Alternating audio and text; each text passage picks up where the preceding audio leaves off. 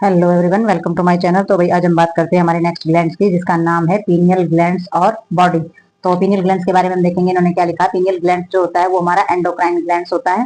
ठीक है, this glands is attach to the roof of the third ventricle. तो तीसरा वेंट्रिकल्स होता है हमारा, उसकी रूफ यानी कि छत के साथ जुड़ा हुआ होता है। It's shape in like pine cone. तो इसकी जो शेप होती है, जो आकार होता है वो पाइन कॉन की तरह होता है। पाइन का पेड़ होता है, जैसे चिड़ी का पेड़ होता है, तो उसमें कौन खोगरसी हम जिसको बोल देते हैं वो मिलती है, तो उसके आकार का ये होता है। और many of these terminate in hypothalamus. और ये हमारे इसमें जो कुछ होती हैं वो हमारे हाइपोथैलेमस में जाकर के खत्म हो जाते हैं। तो ये जो पीनियल ग्लैंड जो होता है ये 10 mm तो लंबा पाया जाता है। और जो इसका कलर होता है वो हमारा रेडिश ब्राउन यानी कि चमकीला लाल या ब्राउन कलर का ये होता है। और ये जो हॉर्मोन्स होता है ये सेक्रेट करता है हमारा, वन हार्मोन सेक्रेट करता है हमारा जो पीनियल ग्लैंड होता है, जिसमें से एक हमारा क्या है, मेल्टोनियन है। तो मेल्टोनियन हार्मोन का जो सेक्रेशन होता है वो पीनियल ग्लैंड के द्वारा ही किया जाता है। तो आगे देखते हैं हम।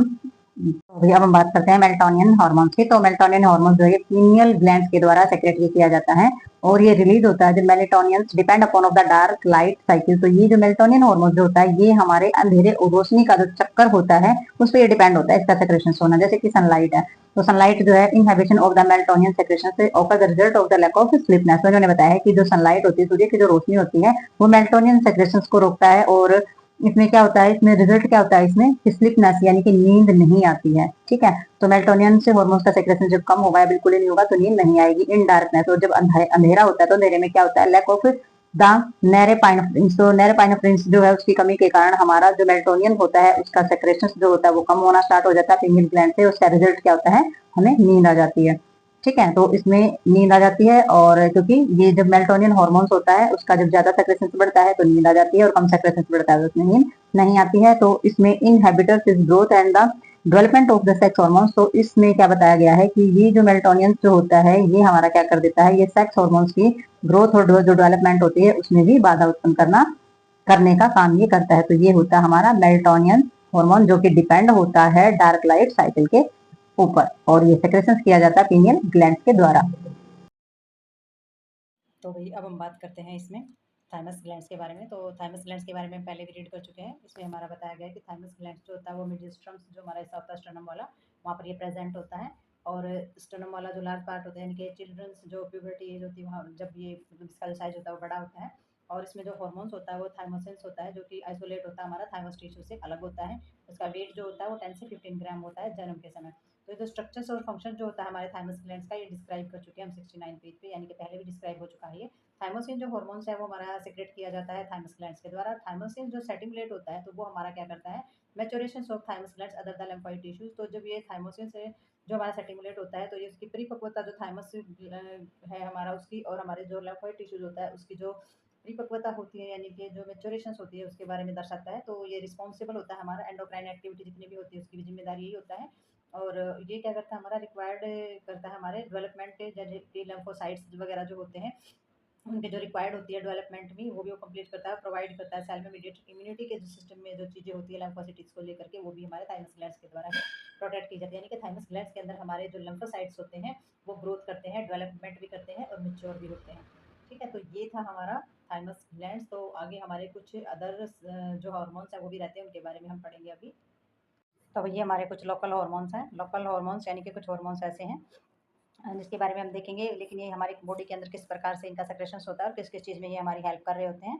तो इसमें number of bodies tissues are not normally describe. तो इसमें कुछ मतलब कि कुछ ऐसे भी हार्मोन्स हैं जिनका नॉर्मली डिस्क्राइब नहीं किया जाता है, बॉडी के अंदर जो चीज़ें होती है वो नहीं डिस्क्राइब की जाती हैं। तो एंडोक्राइन ग्लैंड सेक्रेशन जो होता है वो हमारे कुछ एक्ट जो होता है वो लोकली यानी कि सामान्य सब्सटेंसेस होते हैं। तो किस प्रकार दिए गए, जैसे कि हिस्टामिन है।